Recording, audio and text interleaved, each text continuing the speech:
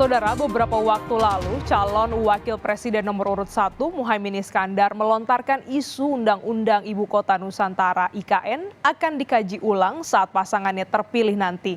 Menurut Menteri Investasi Bahlil Lahadalia, Muhaimin yang juga salah seorang pemimpin partai pendukung pemerintah tidak konsisten dalam menentukan kebijakan IKN.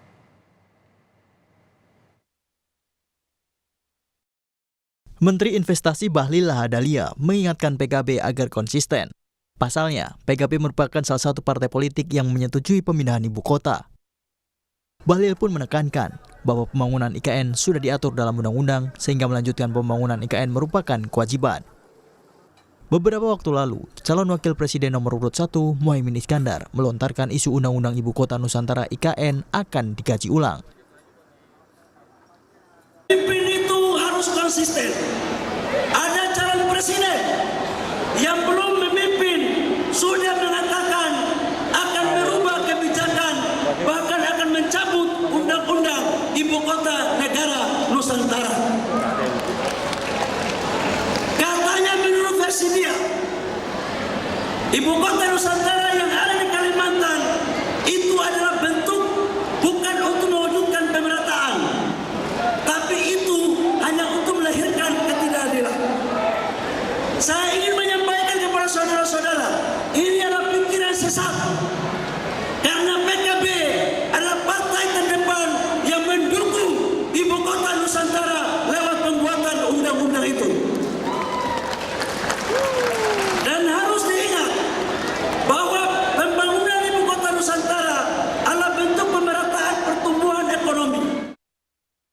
Namun demikian, kelanjutan pembangunan proyek IKN senilai Rp466 triliun hingga 2045 akan menggantungkan nasibnya kepada pemerintah pengganti Presiden Joko Widodo yang habis masa jabatannya 2024 mendatang. Tim Liputan Kompas TV. Saudara, proyek Ibu Kota Nusantara (IKN) menjadi salah satu pertanyaan terbesar yang kini ditujukan kepada calon presiden yang maju pada Pilpres 2024. 3 capres dan 3 cawapres akan bertarung dalam pemilihan presiden 2024, yakni ada Anies Baswedan, Muhaimin Iskandar, ada juga Prabowo Subianto dan Gibran Rakabuming Raka, dan yang pasangan ketiga Ganjar Pranowo dan Mahfud MD. Di tangan mereka, ya, salah satu ketiga dari mereka inilah nanti yang menentukan nasib IKN sejak 2024 mendatang. Calon Presiden nomor urut 1 Anies Baswedan menilai pembangunan Ibu Kota Nusantara belum prioritas. Pembangunan fasilitas kesehatan seharusnya dirasakan seluruh rakyat Indonesia. Kalau pembangunan di IKN hanya dirasakan oleh aparat negara yang bekerja untuk negara. Sementara yang perlu kita lakukan adalah negara bekerja untuk rakyat. Anies juga bilang kita punya anggaran yang terbatas. Kita harus membuat skala prioritas. Ada persoalan yang lebih mendesak yang harus diselesaikan.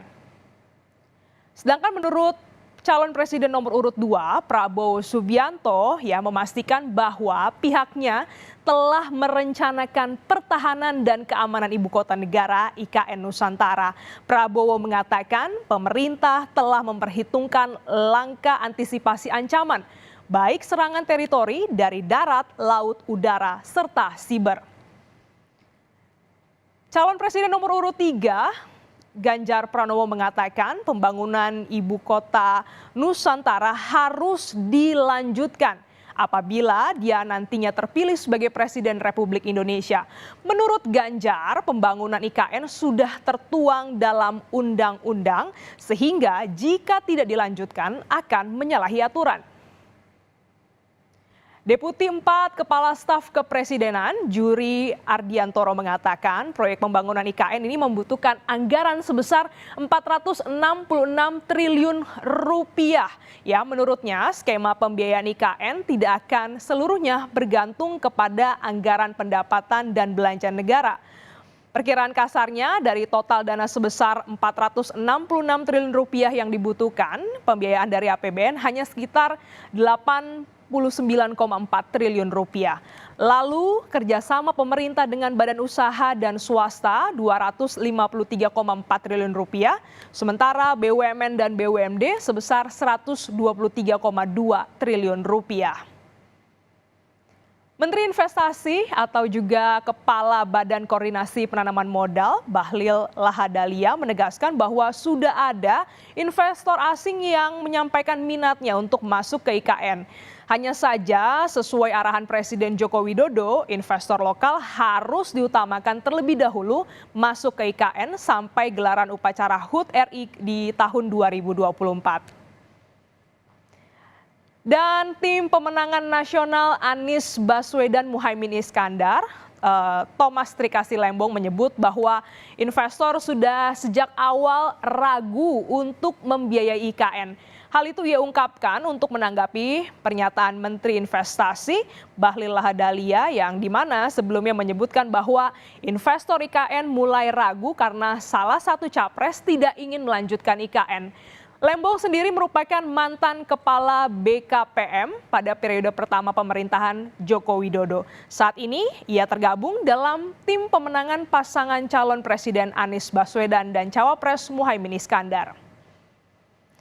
Dan saudara, progres pembangunan IKN hingga Agustus 2023 yaitu kurang lebih adalah fasilitas pemerintahan seperti Istana Negara, kantor pemerintahan sudah 27%.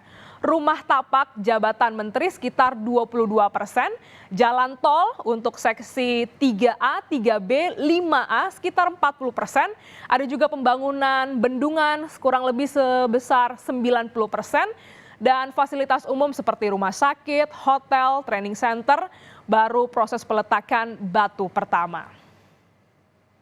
Dan